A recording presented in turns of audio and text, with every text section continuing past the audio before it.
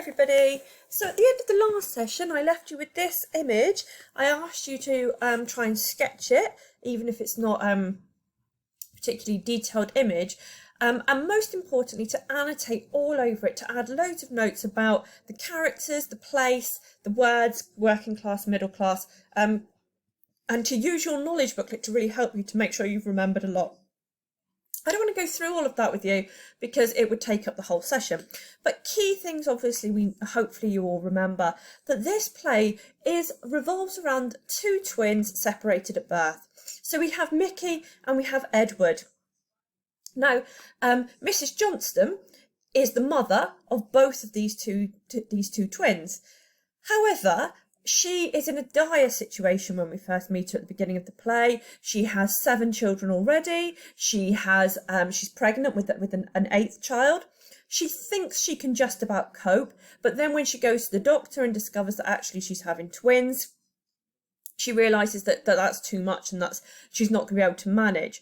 Now, obviously, that's all just a dramatic device for which allows Willie Russell to set up a situation in which two humans who are genetically identical can grow up in different circumstances, which allows him to explore big ideas about society. So the dramatic setup he uses is that Mrs. Johnston works, the single mother living in poverty. She works as a cleaner for this lady, Mrs. Lyons, the wife of a wealthy industrialist who has lots of money but very little kind of emotional wealth, really. She's very unhappy. He works away a lot. She's quite lonely. She longs for a child. So she manipulates, persuades Mrs. Johnston to agree to let her have one of the twins.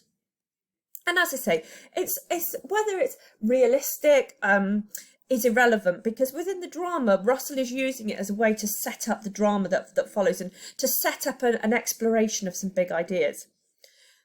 So Mickey and Edward first meet when they're 7 years old, and constantly throughout the play, Russell draws out the differences between them. When we first meet Mickey and Edward, they're immediately drawn to each other, immediately attracted to each other. Their friendship is established. But we see Mickey outside in the streets in his scruffy clothing. He doesn't know what a dictionary is, but he knows swear words. Edward, much more well-spoken, uses standard English, teaches Mickey what a dictionary is. And Russell's is using fairly straightforward, obvious ideas here for us to see that although these are two genetically identical humans, their upbringing is meaning that their experience of the world and their ability to succeed in that world is vastly different. Of course, we have Linda, who is our love interest in the story. She's Mickey's best friend, very much in love with Mickey throughout.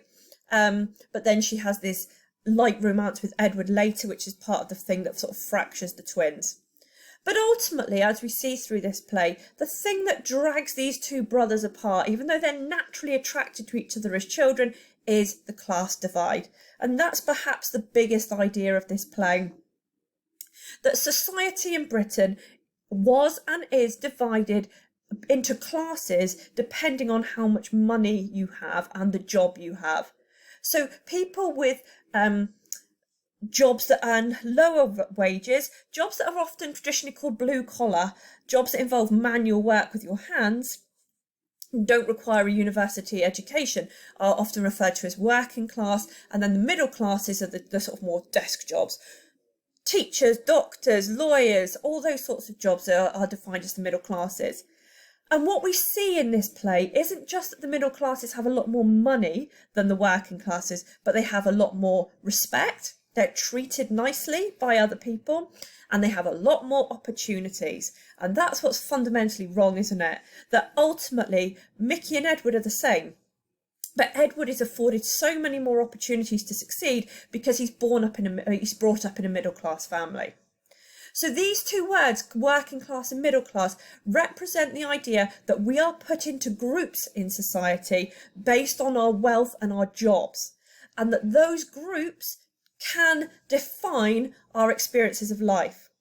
I think that has got less as time has passed, but there's still lots of evidence that suggests that our level of wealth impacts massively on the universities we go to, the level of education we get, the types of jobs we get, regardless of ability. Just a brief point about context then. Obviously, we've got some images here. This play is set in Liverpool. Willie Russell came from Liverpool, but also Liverpool is an industrial city historically. A city that thrived during the Industrial Revolution. But by the time we get to the 1980s, which is the era when the boys are adults, what we see is the decline of industry.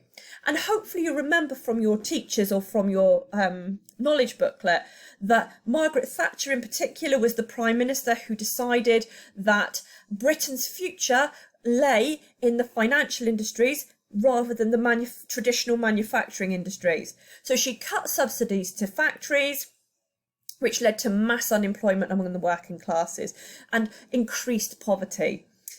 That's a really quick basic summary of things you will have learned, but Willie Russell is responding directly to that. The plight of the working classes and the loss of opportunities for them, but also the fact that what we call social mobility, the ability to climb up through society, wasn't available to certain people. So in theory, it shouldn't matter if Mickey has Mrs. Johnston as his mother, who lives in poverty and he's has very limited money. He is a bright young boy who should be able to climb up through society.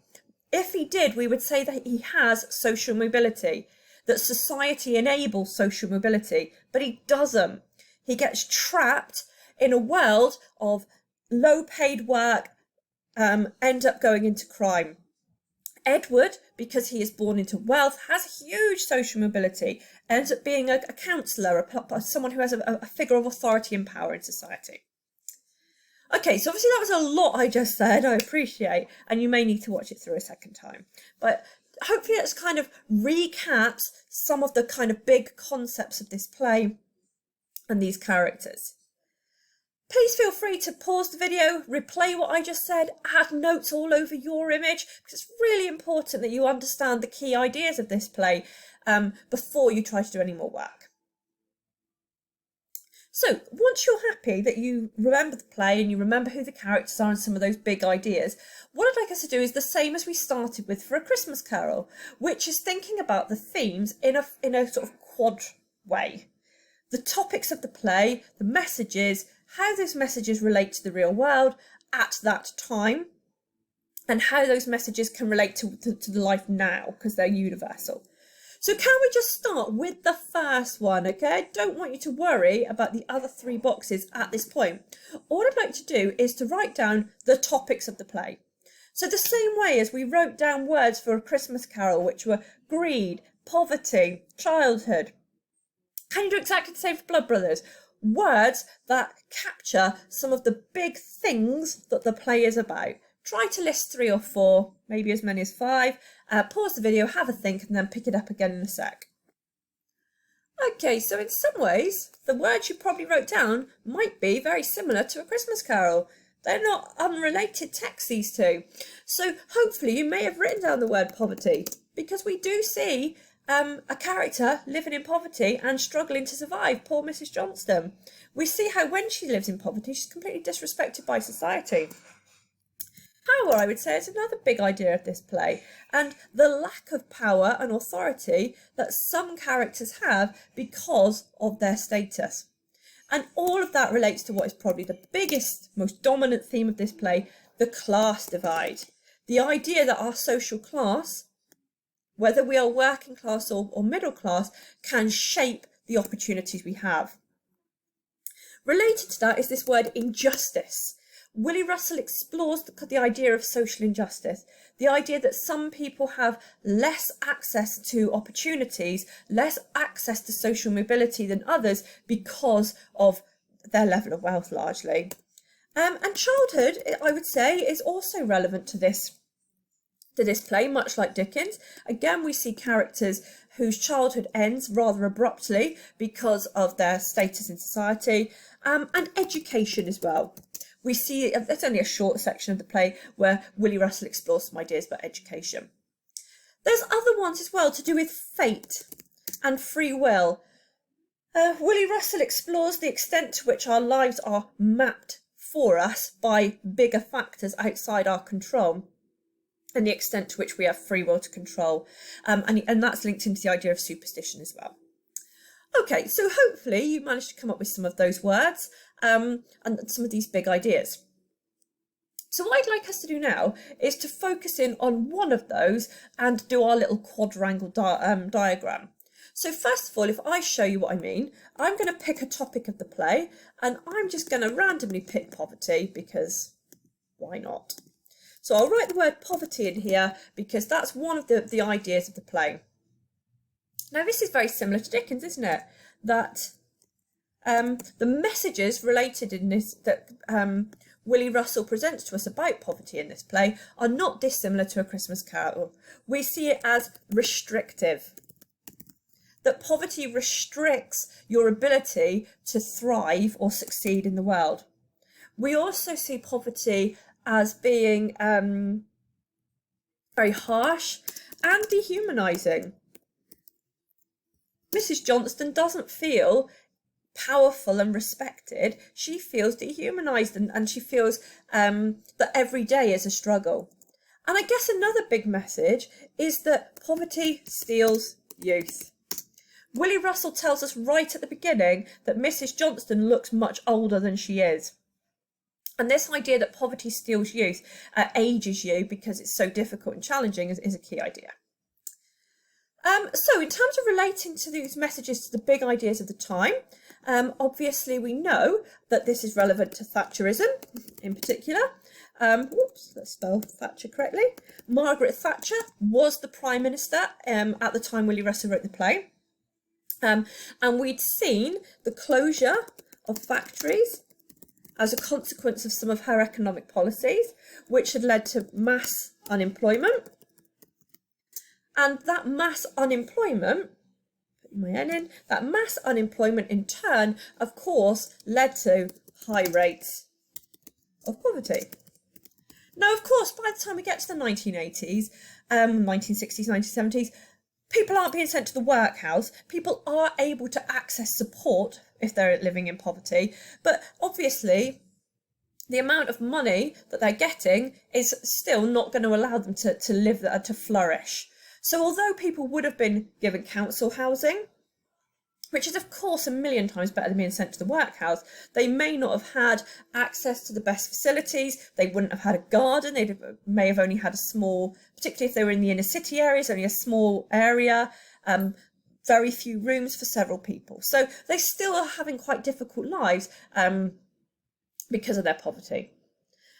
So how do these messages relate to aspects of human nature? So again, it's very similar to A Christmas Carol, I would say, in the sense that we see how people can be judgmental. And that's what we see in Blood Brothers quite a lot, is the way people judge Mrs. Johnston because of her poverty. The policeman is a really good example, isn't he, of how he treats her like a second-class citizen because of her low status financially. So I think in a universal way, Willie Russell explores, yes, the restrictive, harsh, dehumanising effects of poverty, but also explores the judgmental aspects of human nature to be unsupportive of each other. So all I'd like you to do is exactly the same thing, but to choose a different theme to write in this box. So we've come up with several, so you can pick any one you want. I would say class divide, make life easy for yourself, pick class divide. And just have a go at, once you've written your topic in this box, what are Willie Russell's messages related to that topic? How does it relate to the real world? And do these messages relate to any real aspects of human nature? You must do at least one of these. So you must pick at least one of these words to do one of these diagrams about. Ideally, do them all, or two or three. You need to decide how much time you've got, because I don't want you working hours on this. But if you've got enough time to do one of these diagrams for each theme, fantastic. If you can only manage one or two, also great. Thanks guys, see you tomorrow.